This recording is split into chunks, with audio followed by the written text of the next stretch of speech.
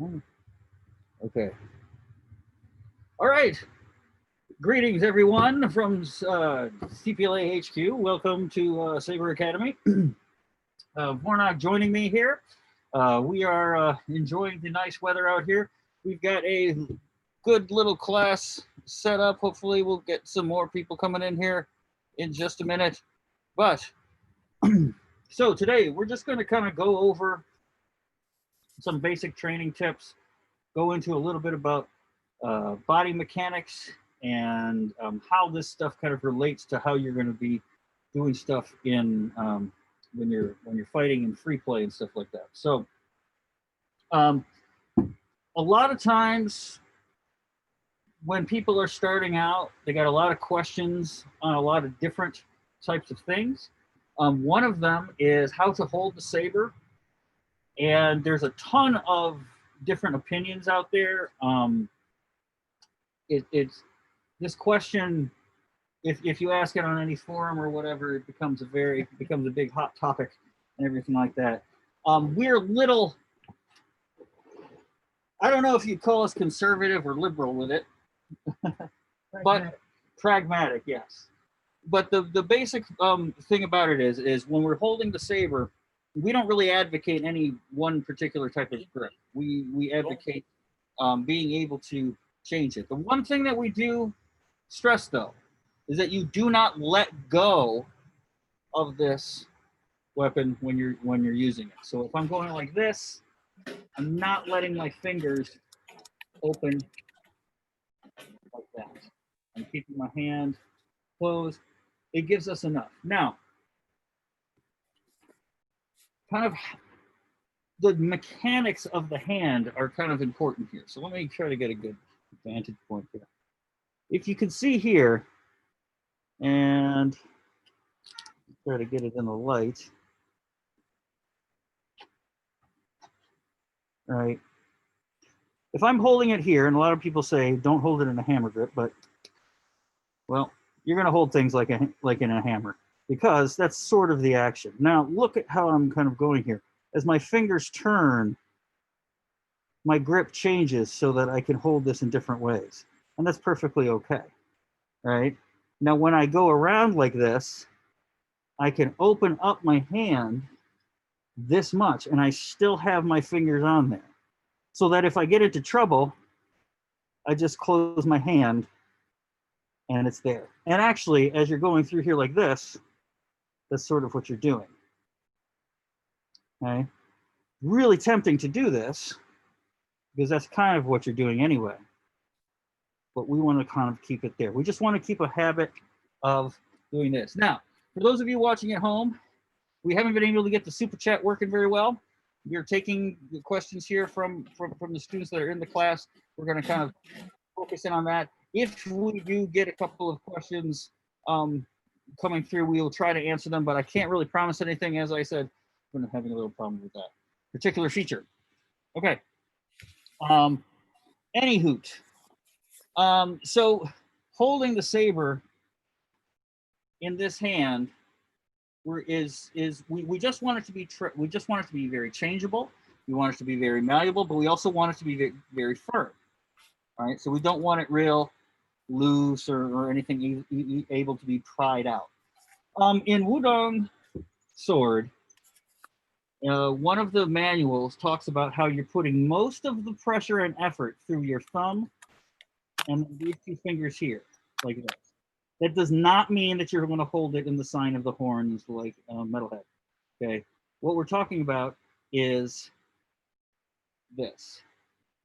As I move it, you see, it's really these two fingers and the thumb which are going to hold it in here, and then these two fingers help modulate it. You can also move the thumb up there like this, and the reason is because it's these two fingers which are opposing your palm right where you need and where you get the grip. Okay, now this part of your palm we call the small fish or the big fish belly, is where a lot of the force when you're going in this way is going to travel into your arm and then go straight through here. Okay, some people only want to stab kind of like this. We don't do much stabbing, so it doesn't come up very often. This is not necessarily the greatest stabbing position. You can totally do this. You just have to have this lined up. What you don't want to do is this, okay? The flexion and extension of the wrist. So as long as my hand is like this, I'm good. But if it's like this, now I've got a problem, okay? Because what we don't want to happen is for force to kind of oppose that gap, right? So when you get problems in here, a lot of times if people are using a heavier weapon, when they're coming through like this, and they do this, if they bend like this, and you see this curve right here, right? They're basically using their tendon to stop their motion, right? And that over time is going to turn into tendonitis or anything like that, right? When you're doing this, notice when I boom, when I stop, this is where I'm in this position, right? Because when I want to make contact with something in this plane, I want this to be coming in through here, nice and firm. I don't want it like this when I'm coming into that plane, because that's going to send force all throughout my hand. Right in here, boom. Okay. To stop it, you want to squeeze your hand, right? Squeeze your fist. Boom. Just like that. Okay. Same thing when we're doing the orbits, right?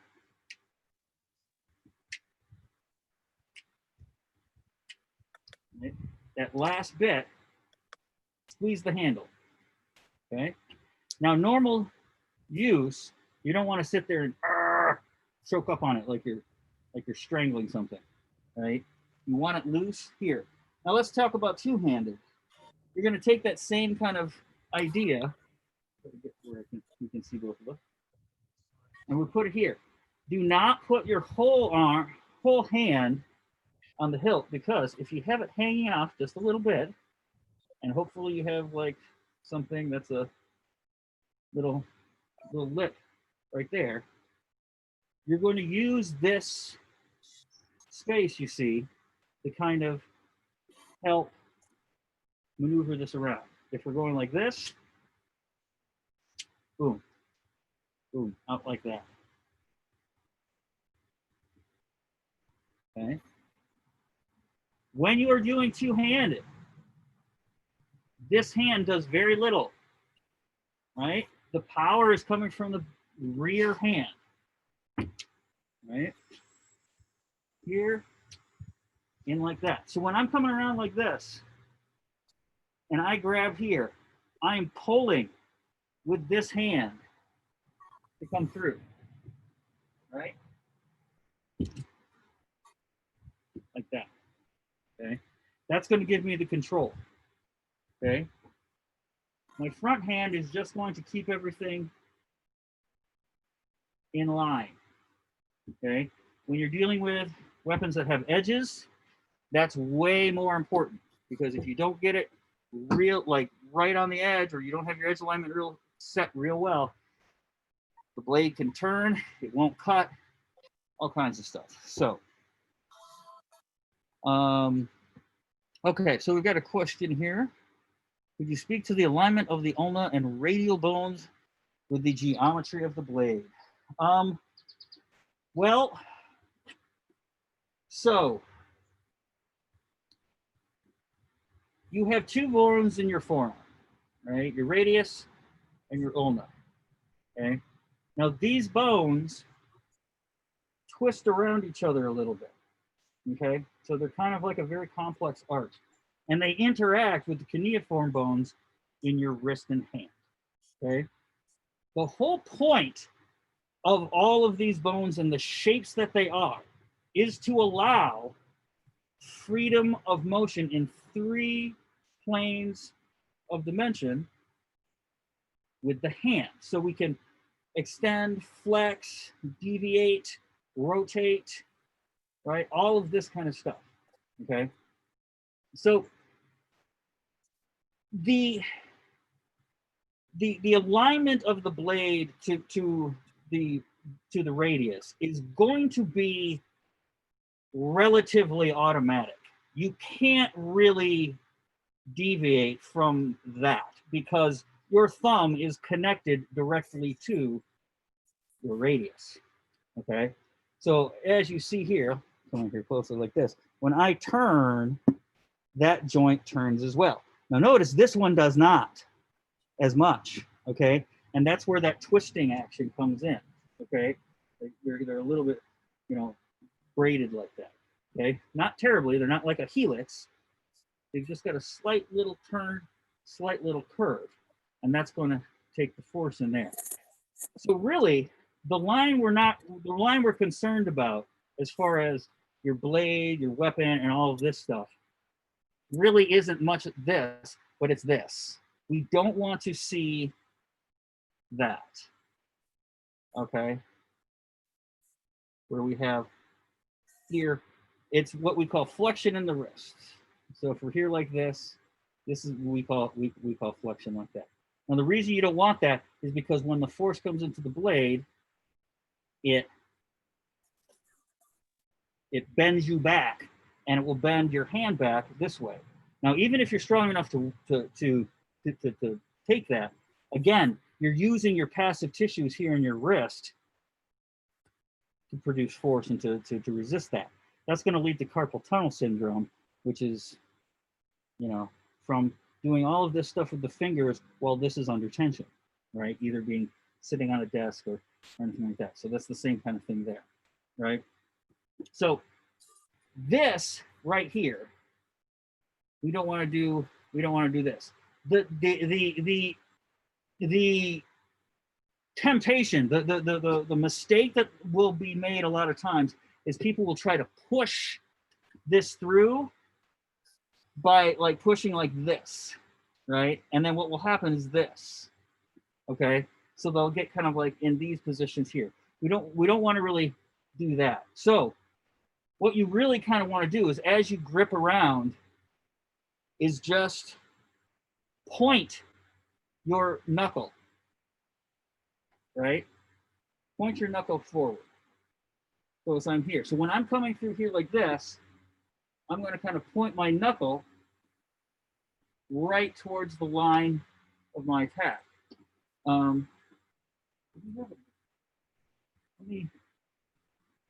Why don't you, can you expand a little bit on that? I'm going to grab a blade that has an edge so we can see. I'm going to see if I can expand. I don't know if I'm going to actually be able to clarify on that, but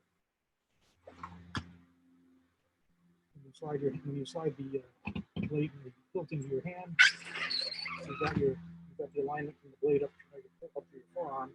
Hold your fingers around, and now you see where the knuckles are pointing, keeping in line. I hope that was in some capacity. Yes. Right. So like the better thing to think about would be your knuckle and your forearm. Like that. The same thing with punching. Right? We don't want to punch like this, where we have our fist like this, because our hand's going to tend to go back like that. When it's going to be like this, so it's a nice straight angle. To show, you can see this has got a nice curve, so you can see where that edge is. When I'm here, notice that these are lining up right here. Okay. Now if I go here, like this, you see we have a nice flat thing like that. We don't want to do this because we're turning it to the side like that. We don't want to turn it like this again. This is a little bit more forgiving because, right, when we go this way, it's a little bit more forgiving. Okay, this way is not forgiving at all. So we really want to make sure that flexion is something that we avoid a lot in this, right? So if I do here, and you can see the curve of the blade, so you can see where that edge alignment is as I come through. You see? Right there. Boom. And through.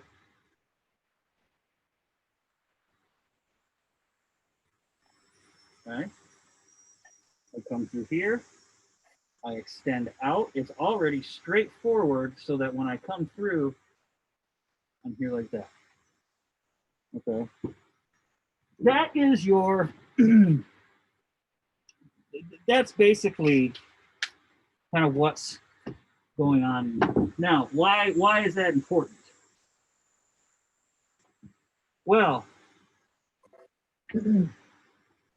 if we're here, when he throws a strike and I go to parry, right here like this, the force is coming in here. I want my hand to be opposing it, so it's kind of rolling forward like this. If I have it like this is the temptation that we're going to get into, which is this. Now, this may still work. It's not going to necessarily hinder you, right? But after a while, your wrists are really going to start to hurt, right? Because as you're going through here, boom, all that force is kind of getting in there. You're compressing this side, and you're kind of stretching this side, right? Right, exactly. It's more of a, we're talking more about a overuse injury, a training injury, than we're talking about guarding. So, okay.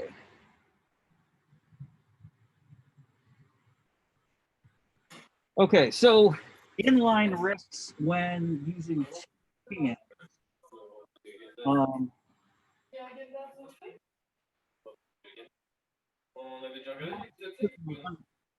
This is so interesting, but if we're using one, nothing really changes when you're using two hands, as far as that, the biomechanics of it go.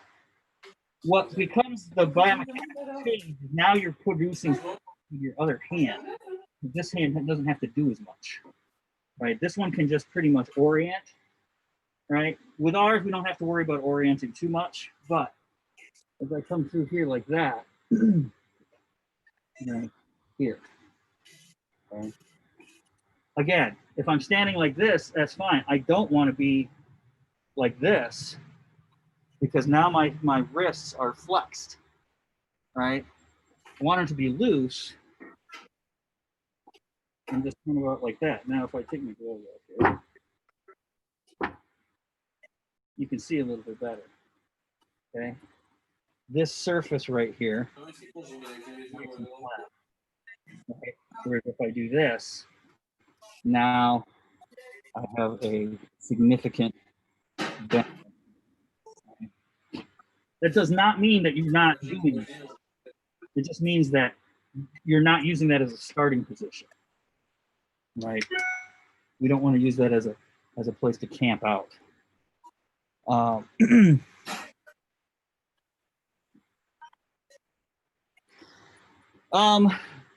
So if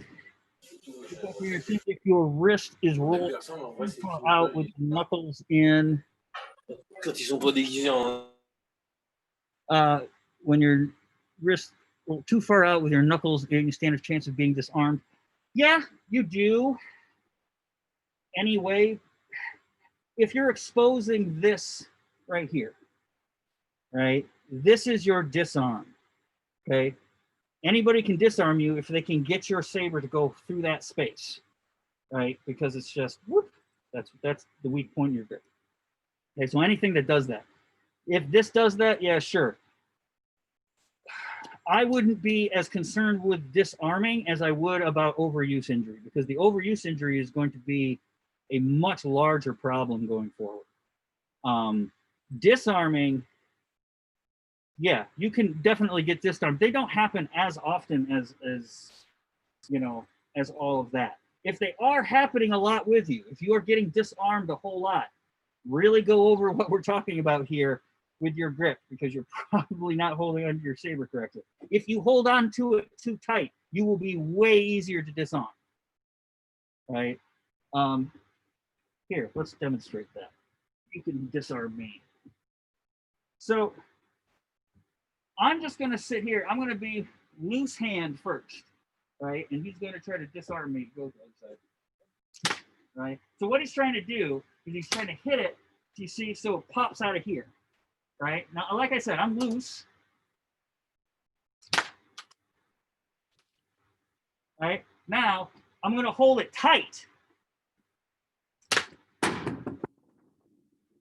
Okay, so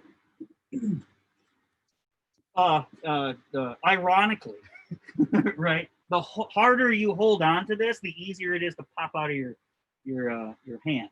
If you're nice and loose and you have this, when he hits it, it moves with it, right? It takes that force and it kind of dissipates it. Okay, you can, like I said, you can open your hand about this much, right, and it's still there. Right? I can just, you can just hold it loosely like this.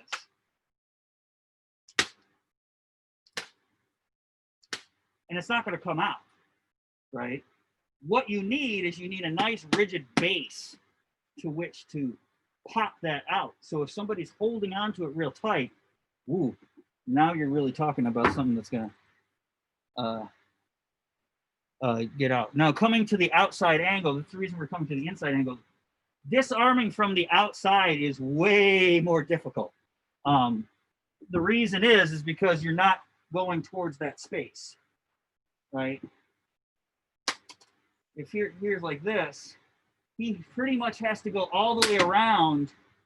Just go slow. He has to go all the way around to here before I start to lose my grip. Right? All the way up to that position, I am totally able to resist him. Right? It's when it gets to here, now I'm in trouble. Okay? This is, of course, what the behind the back spin is for, right? So if somebody is trying to take your saber around like that and disarm you this way, right? There's that wrist motion that will save you there, here, right? But that's the thing. If he's come over this way, he's got to either come out really quick to stop my wrist from going around. Because even if I'm holding onto it real tight, I now have the entire back of the hand preventing my saber from going out, right? So he's just kind of go around it, okay? But here, yeah, there. See, if he gets it there, now I'm good. But so even there, he actually got it, but it didn't actually remove the weapon from my hand. Okay, I wasn't holding on to the weapon, right? That did not work. Oops. There we go. There we go. See, I didn't get here, but my thumb and my pinky are kind of creating a natural little thing. Now, if he pushes too hard, of course, it's coming out, right? Because I'm not holding on to it at that point, and I can't grip it, right? But that's just to say that disarm is way more difficult than this disarm. That one right there, right? Even when you're doing it with the hands, right? Like if I want to take, I just want to grab that out of his hand. Boom, I'm going to come into here and bring it out like that. Whoops, sorry. You see? If he's got two hands on it, you see I pull this one out and then that one out. So you got to go in a wheel, but you have to go through those two openings, right? So really, the real important thing to take away from holding a sword, holding a saber, is don't hold it too hard. You have to be able to move, but it still has to be firm. Firm, but not hard, right? Like really well done tofu. It'll hold its shape. You can cut it into cubes, but it's still soft like tofu, right? Because we still want to be able to move in here like this. Now, when you get into Form 2 and you're starting to deal with these guards are designed to place this thing in particular places so that you are protected at various times. So if he's coming in towards my head here like this, I can go here like this, and now I've got my palm here behind it, everything's resisting it, and I've got that good structure right there. If I can keep this good structure when I'm going through these exercises, right, that's going to translate into my movement when I'm moving fast and I can't think about it and I can't be careful about it, right? Because that's the whole idea. We're doing this stuff now to be careful so that when we can't be careful, it doesn't matter, if that makes any sense. Yes, but so watch the flexion in the wrist, right? Keep it extended out, kind of point here like this. Deviation, 2, don't deviate too much. When you go through here, don't break your wrists, right? Because you're going to put all that force up through this part of your arm, right? Boom, boom. This is why we have a follow through, right? When we come through here, it's bang, and then this just carries on through, right? If you do that quickly, it becomes very smooth and very fluid. Okay, so that's about grip. What do we have any? We have any questions here? Any as we are starting out, we got a group full of people kind of starting out in the system.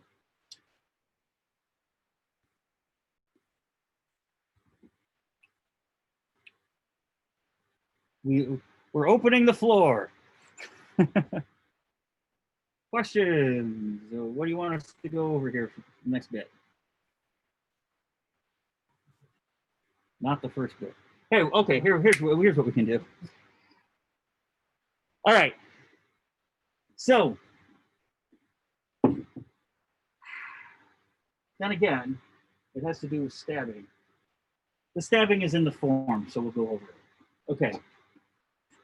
We don't stab in competition with these things because they do not bend, they do not flex.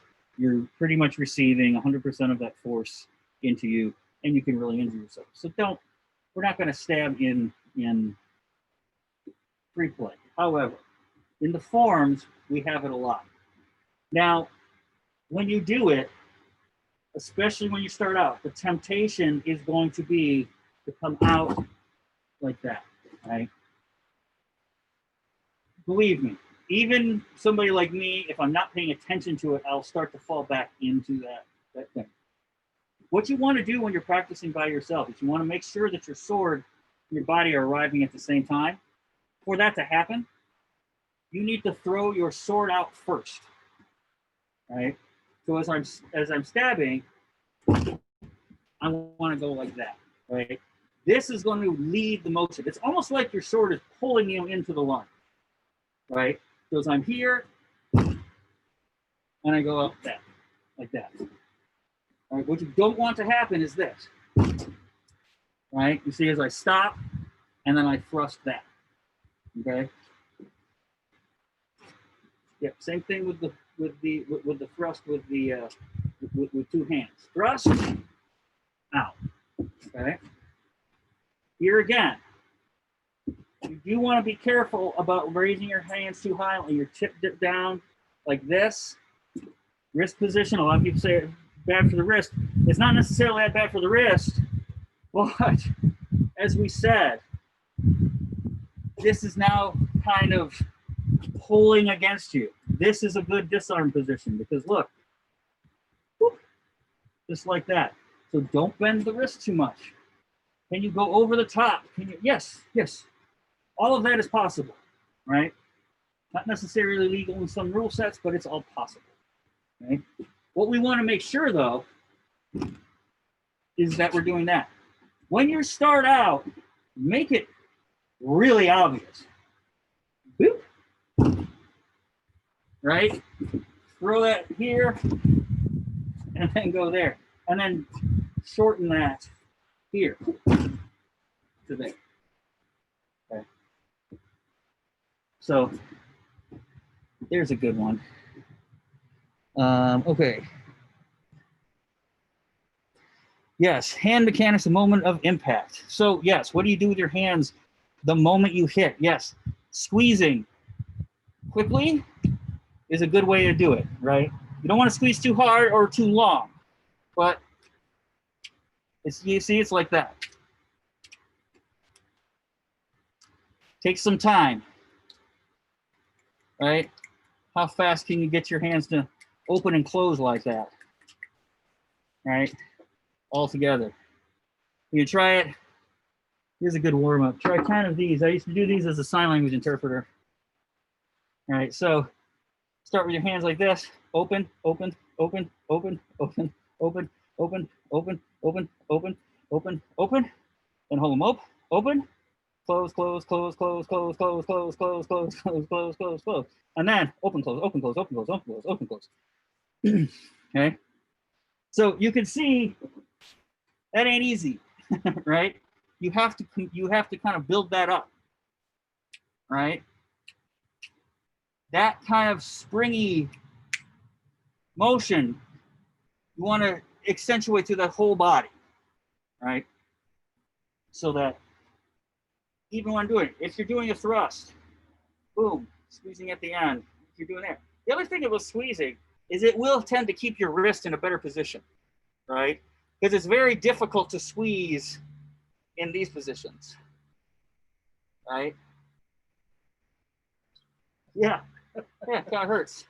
So that's often a good way to kind of like just regulate what's going on. If you do cutting with edged weapons or something like that, you basically are trying to get rigid at the moment of impact as you go through the thing, and then relax right as you go through it. Obviously, that doesn't come into contact with us because we're not actually going through things as much as we like to imagine we are. Okay. So there's a good one for the lunge.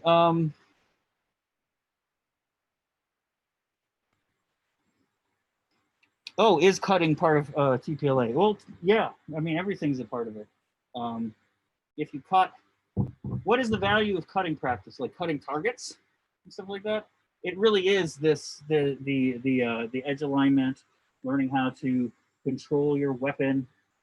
All right, we got a bit of delay going here. All right, maybe I'm caught up here.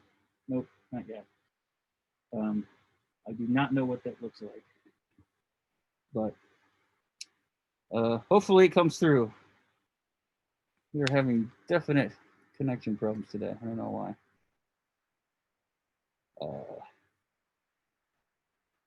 Yeah, so cutting targets.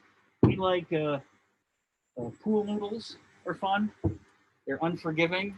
If you if you do not have your edge alignment, if you really want to practice edge alignment, pool noodles are definitely your beast. Because if you have it even just a little bit wrong, it mocks you. It just flops over and just says you didn't even damage me.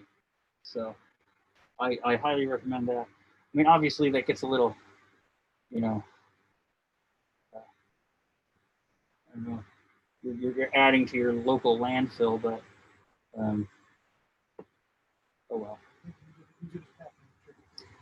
Yes. If you're sending out sabers and stuff like that, you can just use the pieces as packing material and stuff. So always looking to use that.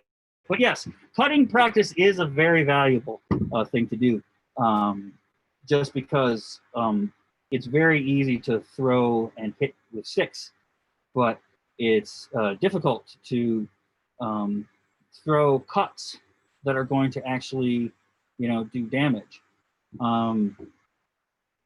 Feeling what it's like to actually put enough force into a strike to go through a target is also something that is valuable, right? Because a lot of people will end up practicing at maybe 50, 60% capacity, and that's as hard as they kind of go. So they don't know what does it feel like to throw a hard strike, hit a target, and have that target, fail under your strike. That's an important part of weapon work. Yeah, it's a whole lot of fun. So totally do that. Obviously, not necessarily a beginner's practice. If it's part of your style, that's something that you practice already, then yeah, go right ahead. If not, if you're just a beginner, I would not recommend going out and buying a sharp sword, starting to cut things with it.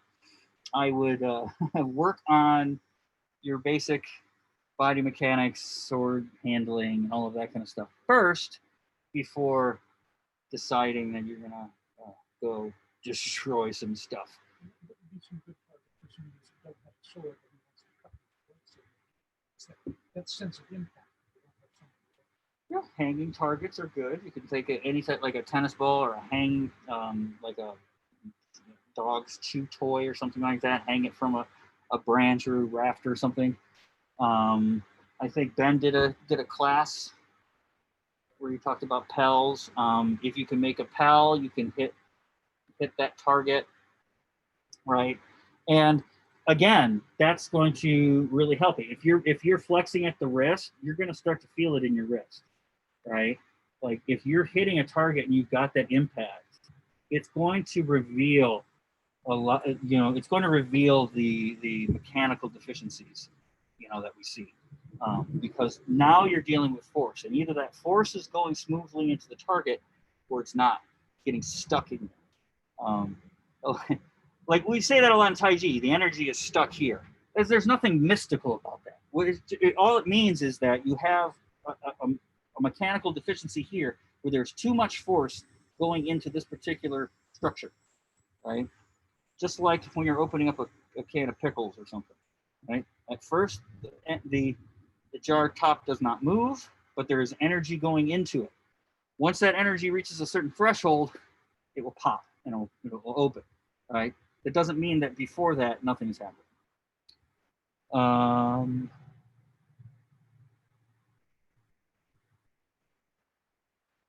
Yes. So yeah, anybody, we'll put that out there. That's a very good thing. And nobody who has any, if you're new to this kind of stuff, we are not advocating, and we actually dissuade you from going out and buying a sharp sword and doing anything with that. Just practice yourself. Get a blunt one. Yep, you should always have an instructor and have proper supervision, especially when you're doing something like that. It's a very dangerous activity. The reason people wear white when they cut in Japan and stuff like that is so that if they accidentally cut themselves, they can see it, because they will bleed. So that's how dangerous it is. And if you go on YouTube, you can find a bunch of people cutting off their thumb. So be careful. Okay, well, let's open it back up here to the gallery. Go ahead, and you guys can unmute when you want to ask a question here.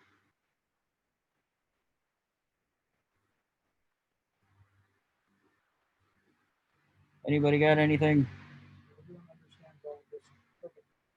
Right.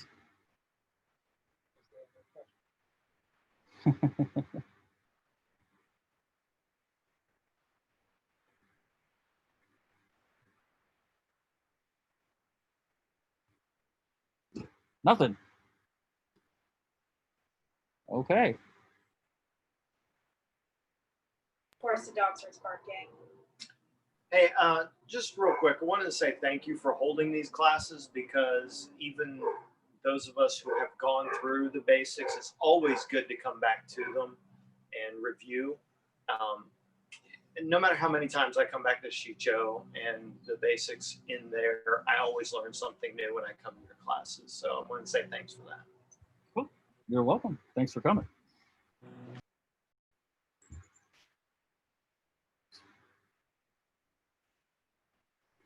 Okie doke. Yeah, I don't have any questions either.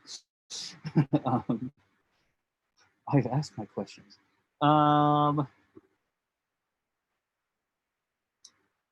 Well, what's a common problem people are having? Oh, overswing. There we go. Overswing. Overswing is when you swing basically too hard and you lose control of the saber. Switch back to the other camera. Boom. Right? So, like, if I go like this and I'm like, you know, hitting the objects, all kinds of stuff. You don't have any control over it. Overswing is not a follow through. If you're doing a follow through, it stops in a specific place. That could totally be behind you, right? These are perfectly good guards, right? But what you want to do is keep your weapon under your control at all times so that you don't get to the end of this and then it kind of keeps on going and then you have to come through. One of the reasons we do Rothtar's wheel is so that we can kind of practice that and chaining these strikes together, right? We have to stop this first. We can't just do this, right? That's not going to get nothing done. We got to come through here, do a big swing here, boom, just like that.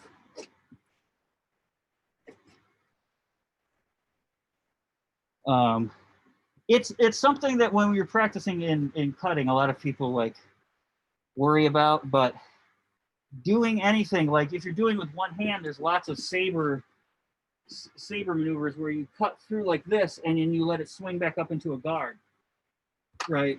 So from here like this, right? And then that will keep you safe for most of the time.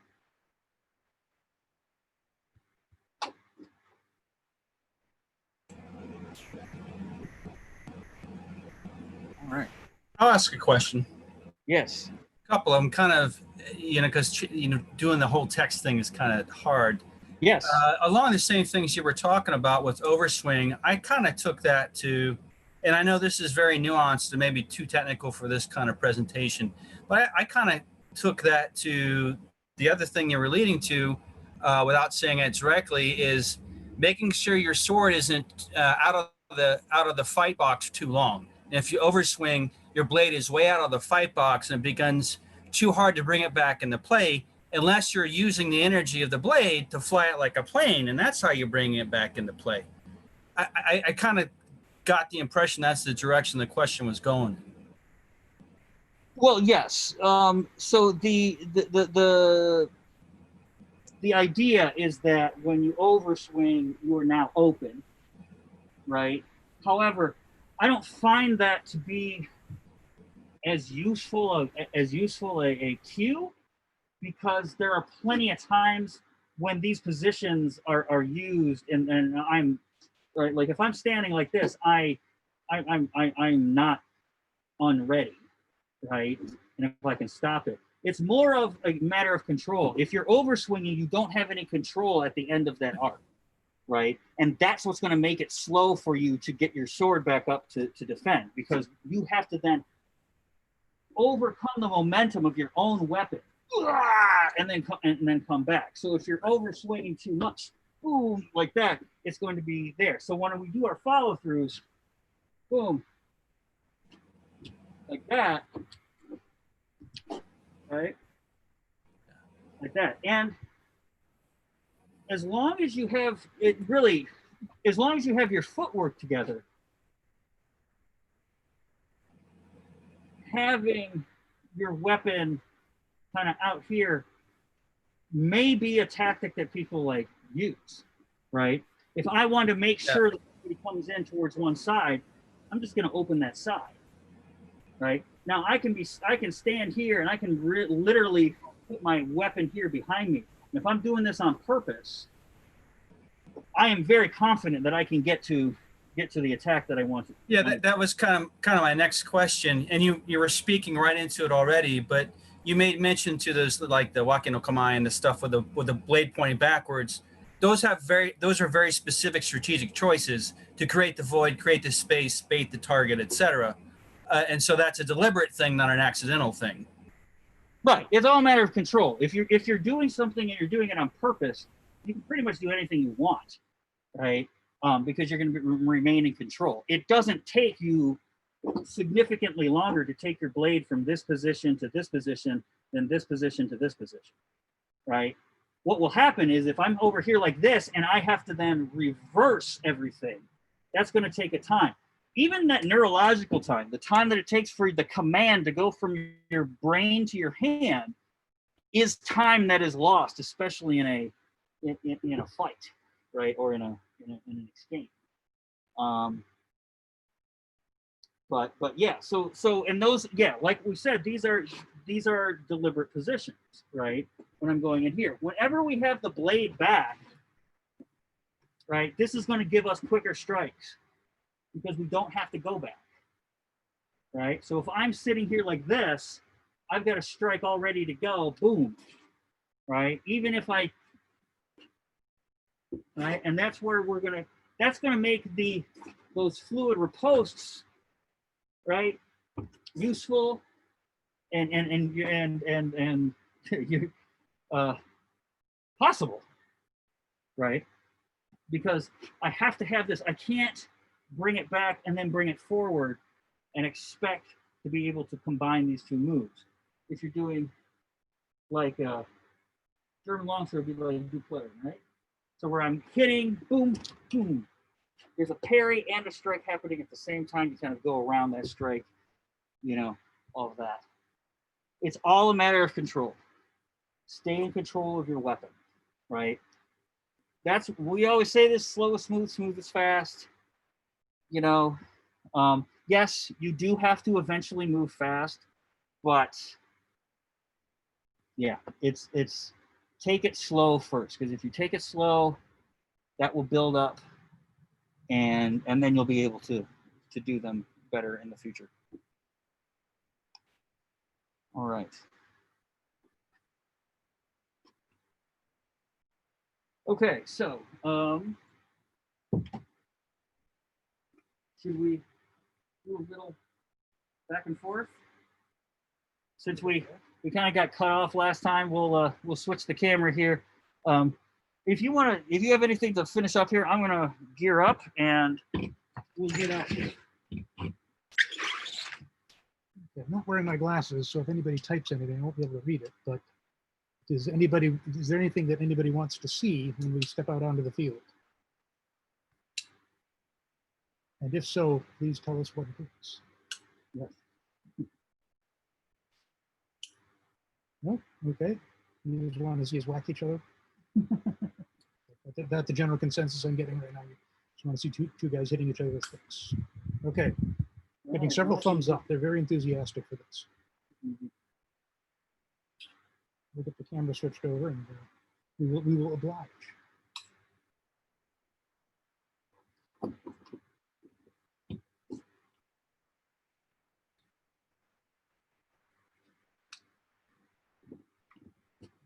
This is bad television. There's nobody standing in front of the camera, but bear with us for a minute. Yeah.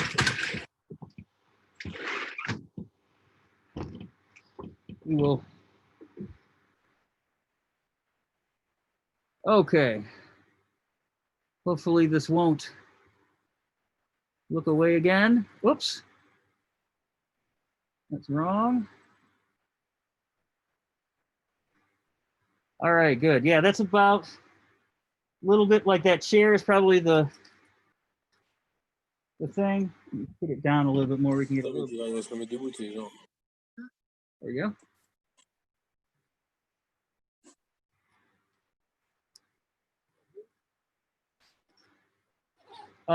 Yep, that's good. That keeps us well in frame.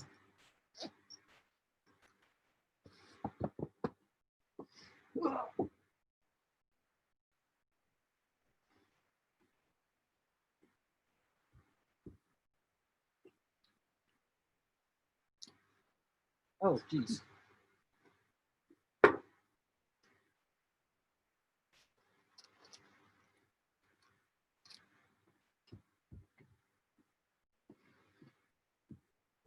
Okay, we'll start off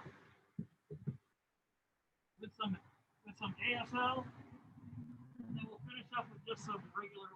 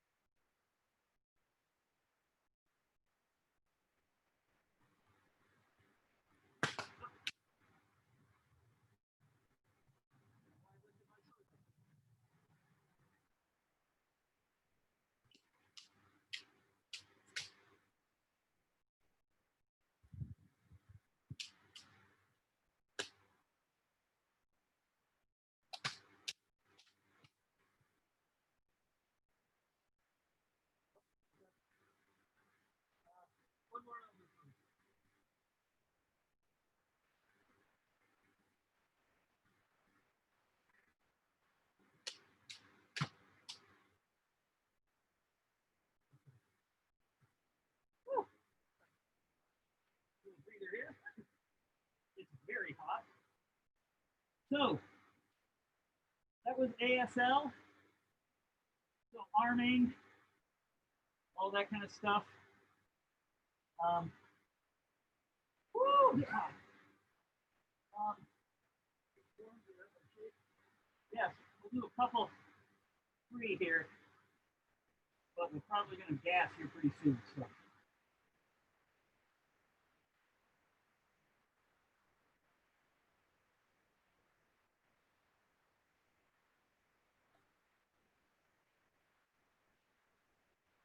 All right.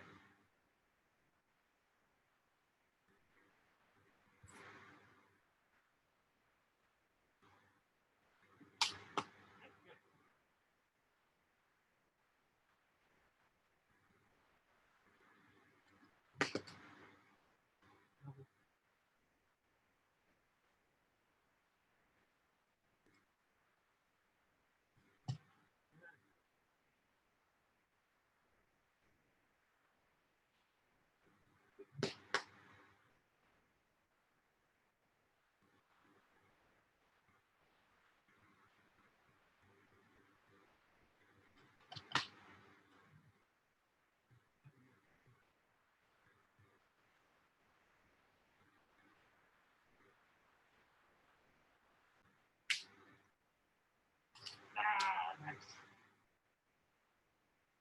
See, you used it then. I overswing. Stalled. You got me.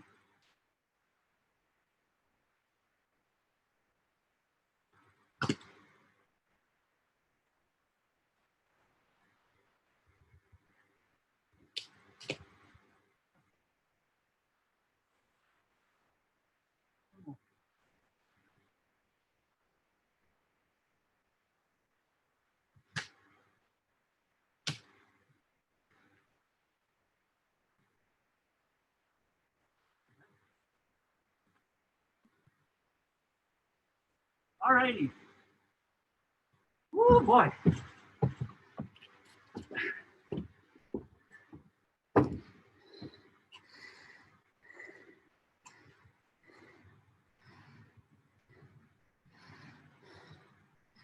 It is warm. So, there you saw some.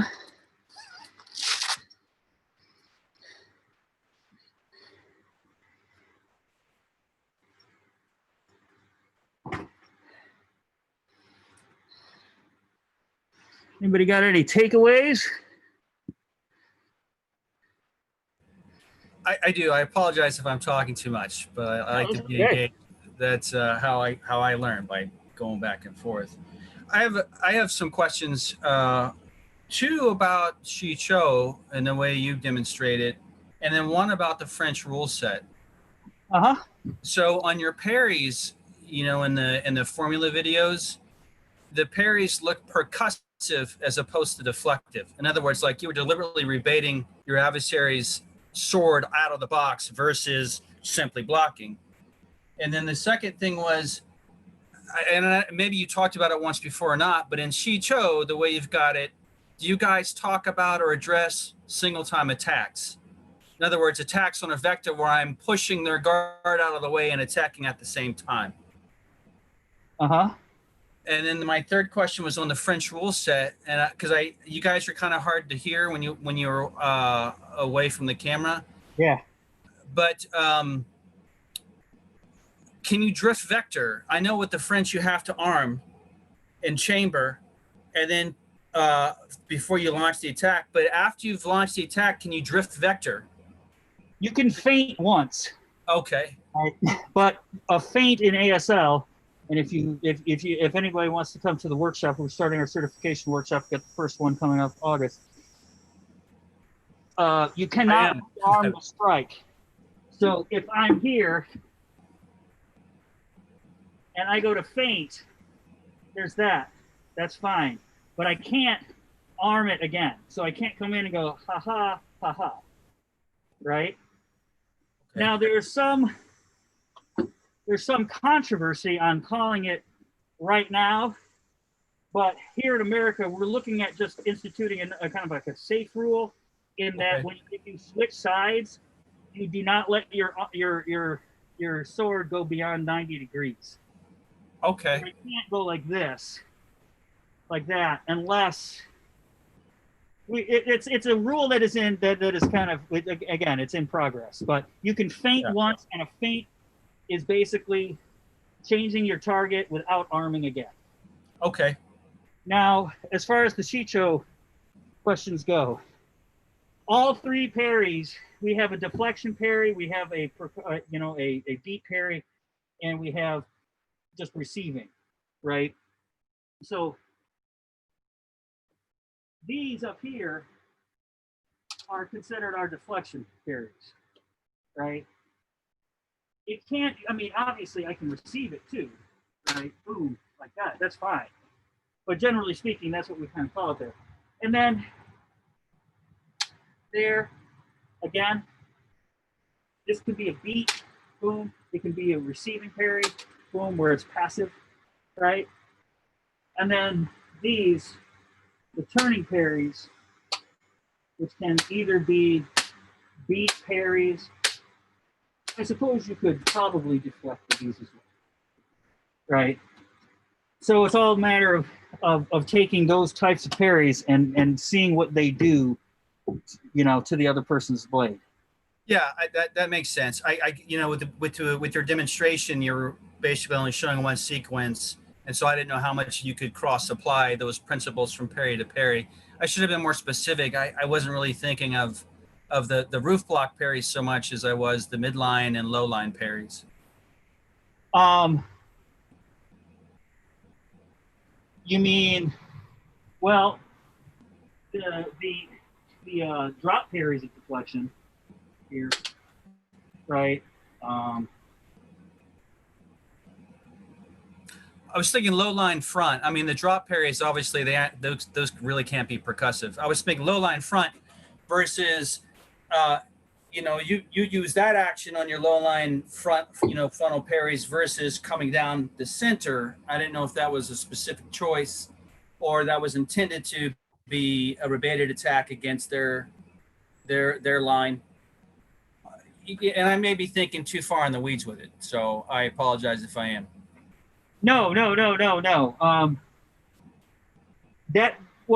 I mean, so relative angle of parry is not so important to us, right? Okay.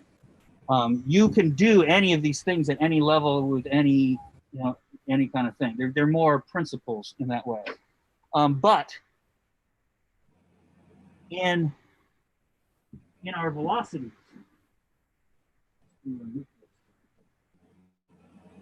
right? Boom, boom, here. 1, 2, boom. You see, there's that, right? Boom. Coming down here into the middle, like that. So there's that type of thing. Blocking low, right? Like this. It is my opinion that it really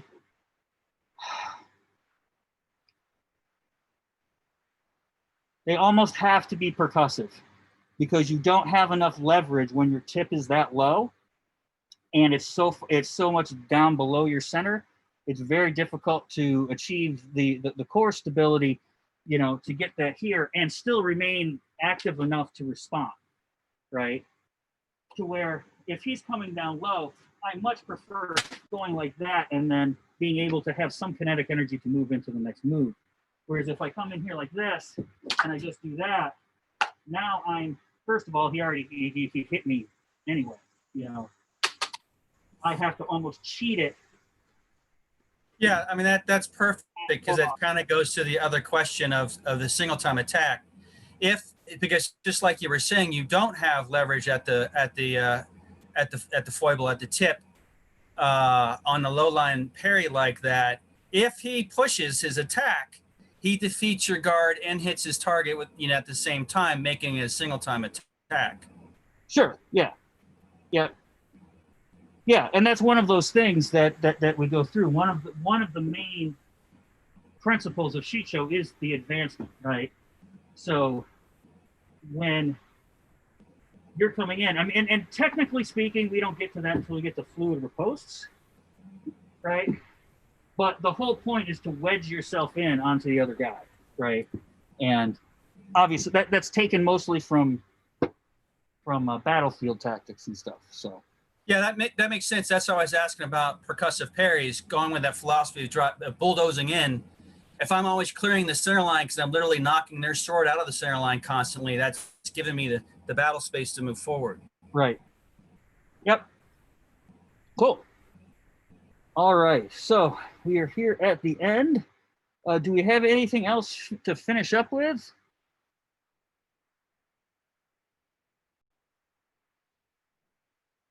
Everybody's good?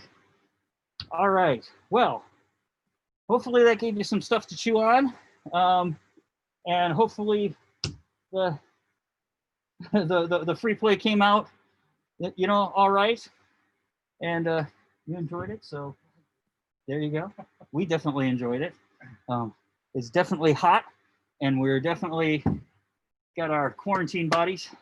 But hey, gotta start somewhere. So, all right. So from everybody here at TPLA, have a really good weekend. Patience, practice, perseverance. Happy sabering.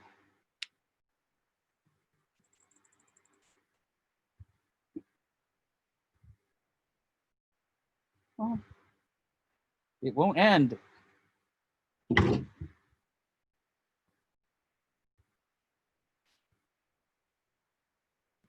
Oh my Lord. Yes. Jeez.